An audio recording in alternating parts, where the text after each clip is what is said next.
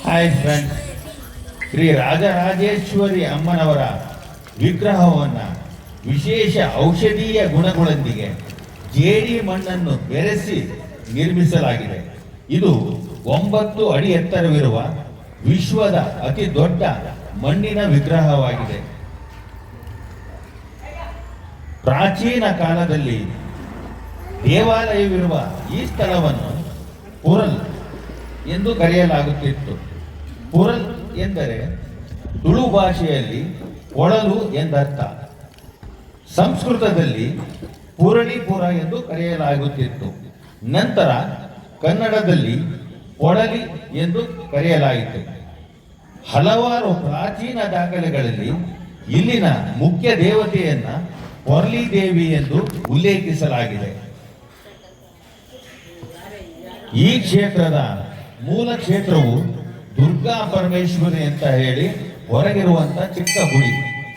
ಆ ಚಿಕ್ಕ ಗುಡಿಯ ಪಕ್ಕದಲ್ಲಿ ಸುರತ ಮಹಾರಾಜರು ತಮ್ಮ ರಾಜ್ಯವನ್ನ ಕಳೆದುಕೊಂಡು ಬಂದು ಅಲ್ಲಿ ಅವರ ಪರಿವಾರ ಸಮೇತವಾಗಿ ವಾಸಿಸುತ್ತಿದ್ದಾಗ ಅವರಿಗೆ ಒಂದು ದಿನ ರಾತ್ರಿಯಲ್ಲಿ ಶ್ರೀ ರಾಜರಾಜೇಶ್ವರಿ ಅಮ್ಮನವರು ತನ್ನ ಸಂಪೂರ್ಣ ಒಡ್ಡೋಲಗದೊಂದಿಗೆ ಕನಸಿನಲ್ಲಿ ಬಂದು ಇಲ್ಲಿ ಒಂದು ದೇವಾಲಯವನ್ನು ನಿರ್ಮಿಸಬೇಕೆಂದು ಹೇಳಿ ಮಾಯವಾದರು.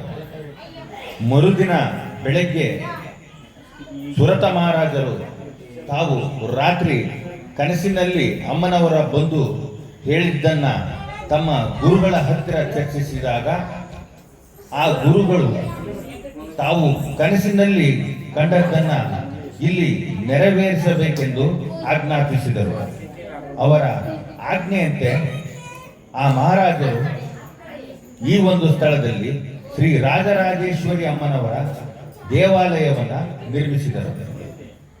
ಶ್ರೀ ರಾಜರಾಜೇಶ್ವರಿ ದೇವಸ್ಥಾನವು ಮಹೋನ್ನತ ವಾಸ್ತುಶಿಲ್ಪವನ್ನ ಹೊಂದಿದೆ.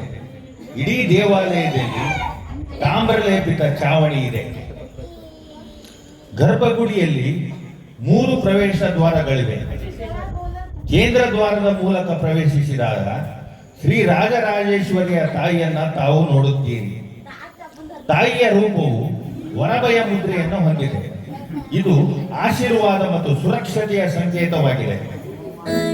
ಎಡದ್ವಾರದಲ್ಲಿ ಗಣಪತಿಯ ವಿಗ್ರಹವನ್ನು ನೋಡಬಹುದು. ಅಲ್ಲದೆ ಬಲದ್ವಾರದಲ್ಲಿ ಭದ್ರಕಾಳಿಯ ವಿಗ್ರಹವನ್ನು ನಾವು ನೋಡಬಹುದು.